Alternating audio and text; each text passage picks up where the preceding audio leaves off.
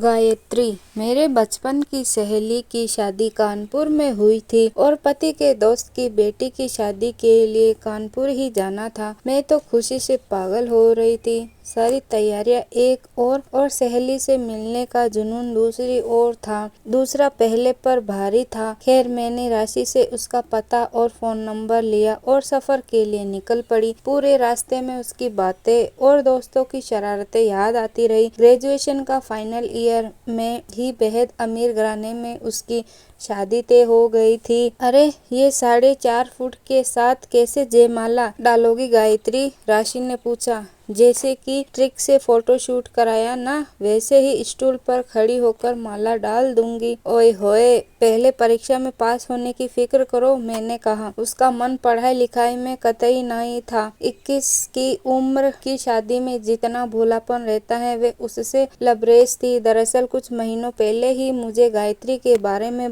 पता लगा था कि उसके पति नीलशरंजन उत्तर प्रदेश के जाने माने बिल्डर बन चुके हैं। सभी सहेलियां उसके मेहमान नवाजी के मजे उठा चुकी थी। अब मेरी बारी थी। शादी अटेंड कर अगली दोपहर में गायत्री के घर पहुंच गई, पर सूजे चेहरे और लाल आंखें कुछ और ही बयां कर रही थी। ऐसे कैसे कुम्हला गई हो? इतनी तो उम्र नहीं हो गई कि श्रृंगार से संन्यास ले रखा है। दोस्ती से विश्वास उठ गया सखी। तुझे पता है ना, शादी के सीजन में मैं कितनी खुश रहा करती थी, पर इसी मौसम में अकेली हो गई। पहले सब अच्छा चलता रहा, उसके बाद पड़ोसन जूली मेरी दोस्त बन गई। धीरे धीरे उसका घर में बसेरा होता चला गया। नीलेश घर में रहते नहीं थे। मैं उसे सुबह से बुला लेती थी। खाना रहना सब यही होता था। उसी ने मुझे लूट लिया। मतलब मेरे दोनों बच्चों के टाइम बेड रेस्ट कहा था डॉक्टरों ने। पहले के समय मायके वाले थे, दूसरे समय सोचा क्यों मायके ससुराल की झंझटों में पड़ना।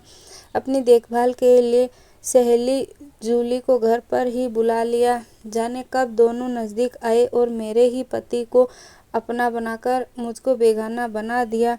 इस दुनिया में मेरे अलावा उसका कोई नहीं था, पर मेरे सभी अपने होते हुए भी आज मैं उसकी जगह तन्हा खड़ी हूँ। मुझे पता कैसे चला कि दोनों में कुछ गलत है? तुझे कैसे पता चला कि दोनों में कुछ गलत है? बस अभी कुछ महीनों पहले पार्लर से लौट रही थी तो सोचा उसके नए फ्लैट को देखती चलूँ। वहाँ नीलेश पहले से मौजूद था, जबकि मुझे बताया था कि कुछ जरूरी काम से शहर के बाहर जा रहे हैं। शक इस बात पर और पुख्ता हुआ। जूली जब से उधर शिफ्ट हुई, तभी से इनके भी ऐसे ट्रिप्स बन रहे थे। फिर क्या हुआ? मैं अब और सजग हो गई। तो क्या मैं गुस्से में पागल हो गई? मेरे पास 3 रास्ते थे। पहला, रो धोकर उन्हें वापस ले आऊं, जिसमें सबकी खुशी होती। दूसरा, तलाक देकर अपने बच्चों को उनके प्रभाव से बचाऊं। या फिर तीसरा रास्ता, जिसमें मैं तलाक न देकर दोनों की उलझनें बढ़ाकर अपना बदला ले लूं।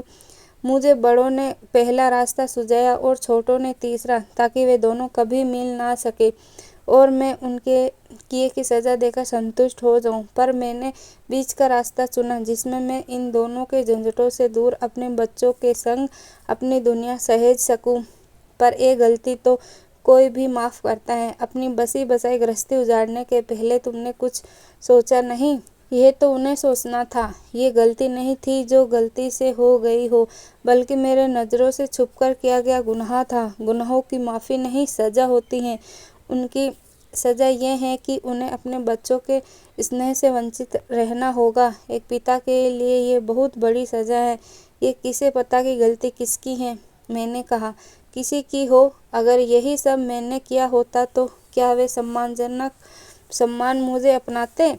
ऐसे इंसान की सोहबत में तो बच्चे भी गलतियां करते हैं, उनमें कैसे संस्कार भरूंगी? तभी तो मैंने नीलेश की वापसी का रास्ता पहले बंद किया।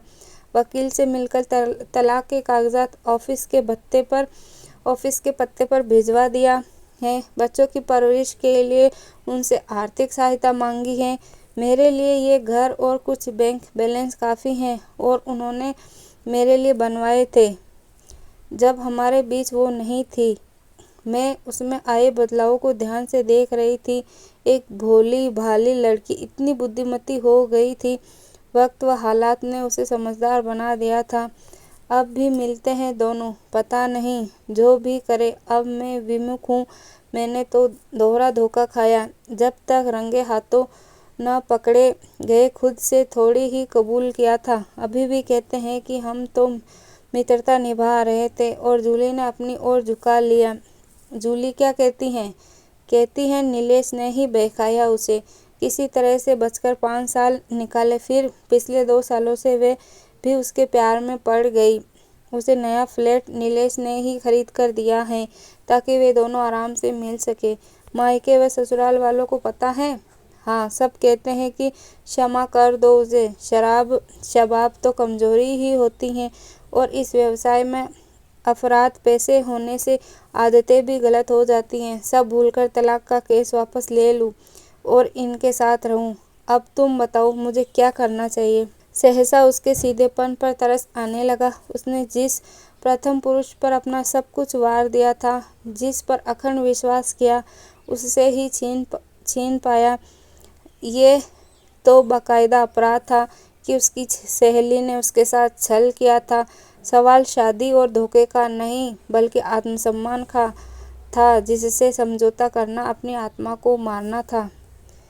एक गहरी सांस ली और कहा, छोड़ दो उसे, वे तुम्हारे लायक नहीं। ये कहकर वापस आ गई। इस बात के महीनों गुजरने के बाद उसका फ़ोन आया। उसकी चुलबुली हंसी वापस सुनकर दिल को तसल्ली मिली। केस सीधा था, तलाक मिल गया था। अब उसने नए सिरे से जीवन शुरू कर दिया था। भोली भाली सखी को इस दोहरे धोखे ने इतना समझदार बना दिया था कि अब दुनियादारी की नकली चकाचौंध नहीं बल्कि अपने आध्यात्मिक उत्थान में मशगूल हो गई थी। दोनों धोखेबाज साथियों का कुछ पता नहीं। रंगे हाथ पकड़े जाने पर अपराधबोध हुआ भी या नहीं, एक हो गए थे या एक दूसरे से दूर। मकान व पर्याप्त धनराशि व बच्चे गायत्री के हिस्से में आए। उसने बच्चों की परवरिश को जीवन का उद्देश्य बना लिया था। साथ ही फुर्सत के क्षणों में महिलाओं से जुड़े एनजीओ के लिए भी काम करना शुरू कर दिया था। अब जबकि इन तीनों पात्रों के विषय में लिखने बैठी हूँ तो एक ही बात रह कर जहन में आती है कि क्या इन्हीं कारणों से तो दुनिया सिमटती जा रही है। धोखे इंसान को तोड़ रहे हैं, तभी वे अपने आप को अपने ही दायरे में सीमित कर रखा है। अपने आत्मसम्मान को बनाए रखने के लिए खुद को सबसे दूर कर रखा है।